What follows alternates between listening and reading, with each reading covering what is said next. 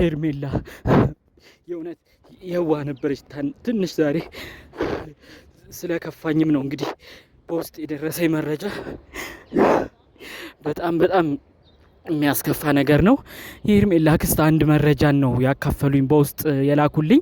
አብርሽም አሁን በዚህ ጉዳይ ሊጠየቅ እንደሆነ አዳዲስ ጉዳዮችን ነው የሰማሁት። ሄርሜላ የእውነት ለመናገር የሰው ትዳርን በትናለች ብለን ብዙ ነገር ብንላትም የእውነት ጥሩነቷን ደግሞ ብዙዎቻችን እንረሳለን ብዬም አላስብም።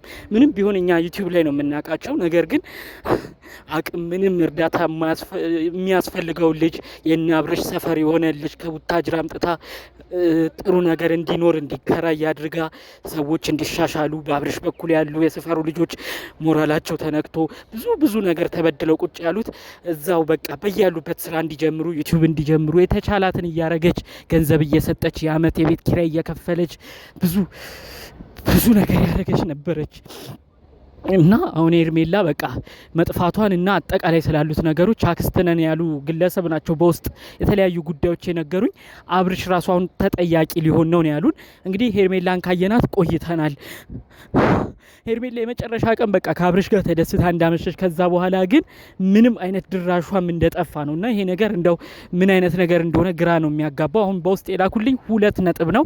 አብርሽ ራሱ ሌላ ችግር እንዳይመጣበት ነው ከወዲሁ የፈራሁት። በዚህ በኩል ያው የልጁ እናት የሆነችው ሩታ እንዳትጠየቅበት፣ በዛ በኩል ወንድሙ እንዳይጠየቅበት የኛ ሄርሜላ መስዋዕት ሆነች ብለው ነው እንግዲህ በውስጥ እንግዲህ የእሷ ቅርብ ቤተሰብ ነን ያሉ ሰዎች እያለቀሱ መልእክታቸውን ያስተላለፉልኝ። ከዛ ባለፈ ራሱ ሄርሜላ የሚገርማችሁ እንዲህ ታረግ ነበር፣ ህዝቡ እኮ የጠመዳት በሩታ እኔ በቃ የሆነ አንድ አጋጣሚ ነገሩኝ ምን ሰፈር ውስጥ እንዳደረገችና እኔ እንደዚህ አይነት የዋህነቷንም የእውነት አላቅም ነበረ።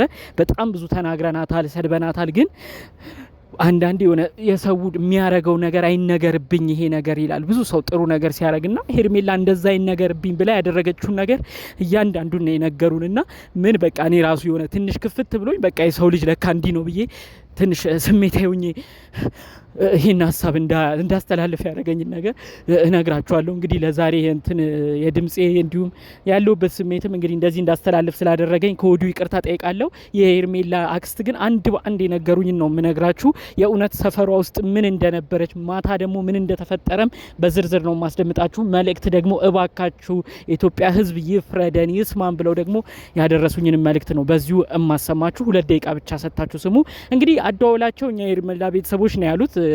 እንግዲህ ሄርሜላ ብዙ ሰው የተናደደባት፣ ብዙ ሰው ያኮረፋት፣ ብዙ ሰው ብሽቅ ያለባት ከሩታ ጋር ባላት ነገር እንዲሁም ደግሞ የሰውን ትዳር አፍርሳለች፣ የሰውን ሚስት ቀምታለች በሚል ነው በጣም ከባድ ሁኔታ ውስጥ የገባችው። ግን እኮ እናንተም ኦዲየንሱም ልብ ብሎ ካየኮ የአብርሽና የሩታ ትዳር ቀድሞ መዋዠቅ ጀምሮ ነበር። በመሀል ነጻነት የምትባል ልጅ መጣች። እኛም ታይ ሰው ያዘነበት ነገር መጥፎ ነው፣ ሄርሜላ ያለ ጸባይሽ እንደዚህ አትሁኚ፣ የሰው ትዳር አትግቢ ብለን ተነታክረን ብዙ ተጨቃጭቀን ነበር። ነገር ግን ሄርሜላ እሱ እኮ ከሩታ ጋር ያለው ነገር ሰላም አይደለም፣ ስለዚህ እነሱ ሰላም ካልሆኑ ደግሞ ወደኔ ያመጣዋለሁ ትለን የነበረው እንጂ የእውነተኛም ባስተዳደጓ እንደዚህ እንድትሆን አንፈልግም፣ የሰው ትዳር እንድታፋታም አንፈልግም። ገና የመጀመሪያው ሰሞን ህዝቡ መጮ ሲጀምር ነበር ታይ ብለን ስንጮህ የነበረው ብለው ነው እንግዲህ በዝርዝር ቤተሰቦቹ ያስረዱኝ። እናንተ እዚህ ከምታውቋት በላይ ግን እጅግ የሚያሳዝን መልካም ባህሪ ያላት ብለው ነው እንግዲህ የነገሩኝ። እምትረዳቸው ልጆች አሉ ሰፈር ውስጥ ሄርሜላ እና በቃ እሷ ከሌለች የማይበሉ ልጆች ሁሉ እንዳሉ በመልካምነቷ በጥሩነቷ ለሰፈሯ እዛ በቃ አቅመ ደካማ ለሆኑ ልጆች ጥሩ ነገር እንደምታረግ፣ እነሱ ሁሉ ላይ እንጀራቸው እንደተዘጋ፣ እነሱ ሁሉ ላይ እድላቸው እንደተዘጋ ነው መልእክቱን ያስተላለፈችልኝ። እንግዲህ ይሄ የቅርብ ሰው ነኝ ብላ ይሄን መልእክት ስታደርሰኝ አንድም ወዲያው ለማመን ያደረገኝ ነገር ምንድነው ካስታወሳችሁ ከ2 ወራት በፊት ምን አይነት ክስተት ተከስቶ ነበረ? ያው ታውቃላችሁ ብዬ አስባለሁኝ።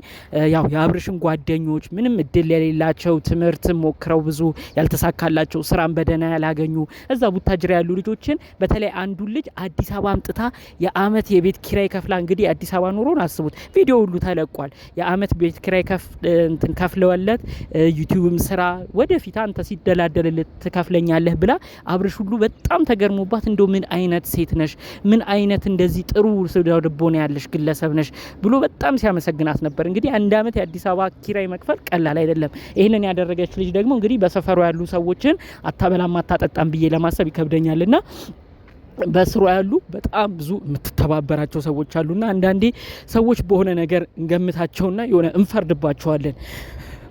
እሱ ነው የሚሰማኝና ሄርሜላም ሳናውቅ ፈርደንብሽ ከነበረ የማይገባ ስምም ሰተንሽ ከነበረ የምር ክፍት ነው ያለኝ። ምንም አትሁኝ፣ ምንም ክፉ አይንካሽ።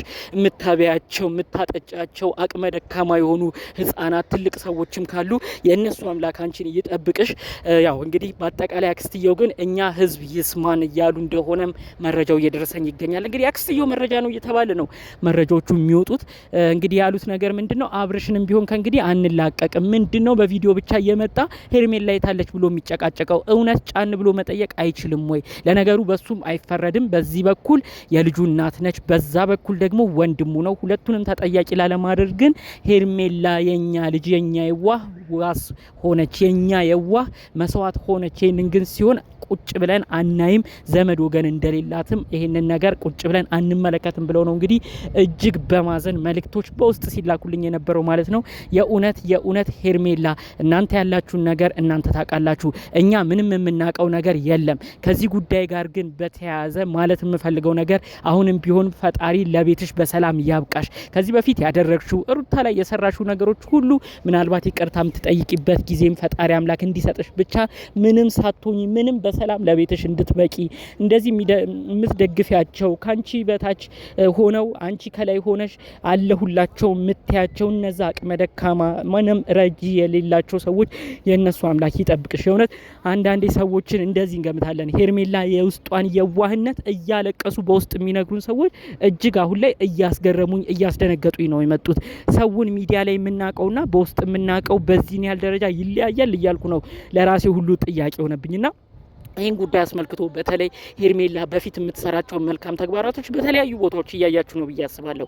እንዲሁ ይህንን አስመልክቶ እናንተስ እንደው የሄርሜላ ጸባይ እውነትም ሳንረዳት በተለይ ሩታን መቀማቷ አናዶን የምንወርድባት ነገር እየበዛ መጣ እንጂ የእውነት ጸባይዋ እናንተም እንደሚባለው እንደ ውስጧ የዋህ ይመስላችኋል? ከምታሳየው ነገር አንድ ቀን ከአብርሽ ጋር ጭቅጭቅን አታቅ፣ አንድ ቀን ክፉ ነገር ክፉ ደግ ስትባባል ሰምተን አናቅ። ሁሌ ጥሩነትን፣ ሁሌ ሰው መንከባከብን፣ ሁሌ ሰው ማክበርን ነው ታሳየን። አብርሽ እንዴት እንደምትንከባከበው በጣም አይተናል። ቤተሰቦቹን ያላት ክብርን አይተናል። ከአንዴና ለመጨረሻ ጊዜ ብዙ ሰው የምናደድባት ያው እንግዲህ በሷ በኩል ያሉትን በተለይ ሩታን በቃ እሷ ላይ ያረገችው ነገር ነው። እሷ ላይ ብዙ ቂም እንድንይዝ ያረገን። መጨረሻ ግን ብዙ ሰው እንግዲህ የሄርሜላ ነገር ጸባዩዋ እውነትም ሚዲያ ያለውና ውስጥ ያለው ውጭ ያለውና ውስጥ ያለው ይለያያሉ እያለ ነው ብዙ ሰው እየጠየቀ የሚገኘው። እንደው ፈጣሪ አምላክ እንደው ምንም ሳትሆኝ የእውነት ከልቤ ነው የምመኘው። ደግሜም ነው የምናገረው። ባለማወቅ ብዙዎቻችን ተናግረንሽ፣ አንዳንድ ሰዎች ደግሞ እርግማናቸው በጣም ብዙ ነገር ደርሶ እንደው እርግማን የሚሆኑ ይሁን አላቅም መጥፎ ነገር ላይ ብቻ ምንም እንዳትሆኚ እንደው ፈራጅ ሆነን አንቺን የሚያናድድ አንቺ መጥፎ ቦታ የሚያደርስ ነገር እንዳይመጣብሽ የእውነት ከልብ ነው የምመኘው። ሄርሜላ እነዛ ማንም አጠገባቸው የሌላቸው ሰዎች የነሱ አምላክ ፈርዶ እንግዲህ አንቺን በሰላም እንዲያመጣሽ የእውነት ከልብ መልእክት ምኞቴ ነው። እስቲ እንግዲህ ይሄን ጉዳይ አስመልክቶ እናንተስ ምን አይነት ሀሳብ አላችሁ? በኮሜንት ብታሳውቁኝ ደስ ይለኛል። በሌሎች አዳዲስ መረጃዎች እስክንገናኝ ለዛሬ ይዘን የመጣነው መረጃ ይሄን ይመስል ነበር። ሰላሙን ሁሉ ተመኘሁላችሁ። ሰላም